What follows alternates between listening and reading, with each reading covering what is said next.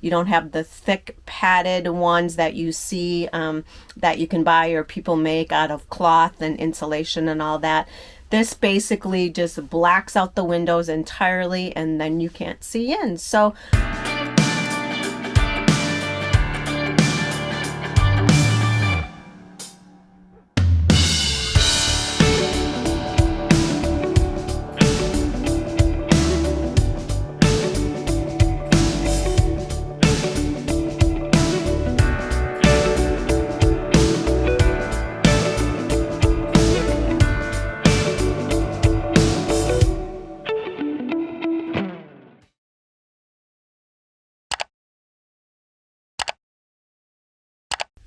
good morning, guys. As you can see, I'm on the inside of Erin's van again this morning, working on doing some blackout shades for all of the windows. And so what I'm going to do is use paper to create a pattern of the window, and then I'll cut the pattern out, and I will cut it out on window tinting film that is actually used to physically tint the windows.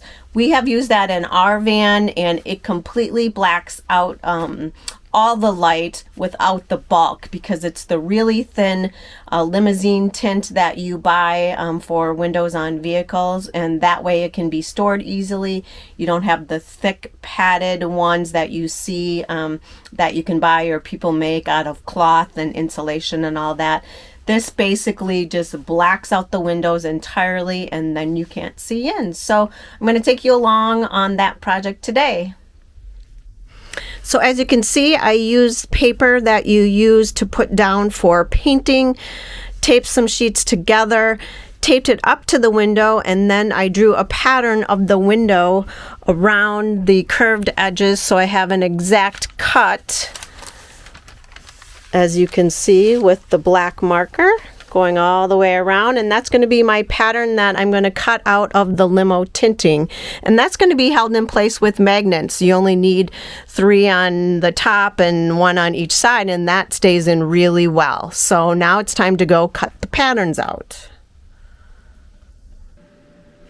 This is the roll of window tinting that I purchased. It comes in rolls, and I just bought it off of Amazon, and this is what we used in our van. And so I'm going to cut the pattern out of this roll of each of the patterns that I just did for the windows, and then get the shapes all finished and cut, and that'll be it.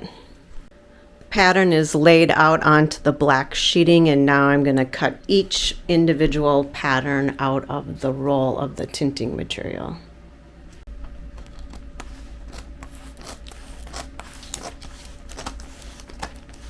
Here's one of the blackout shades cut out already, and it follows the same exact pattern as the window itself.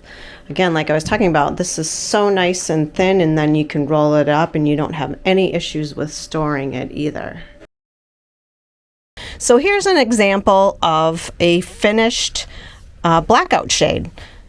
It's in the bathroom. It's being held on with magnets along the exterior surface, and it's super clean. They are very thin, which is really nice, so that really helps when storing the blackout shades.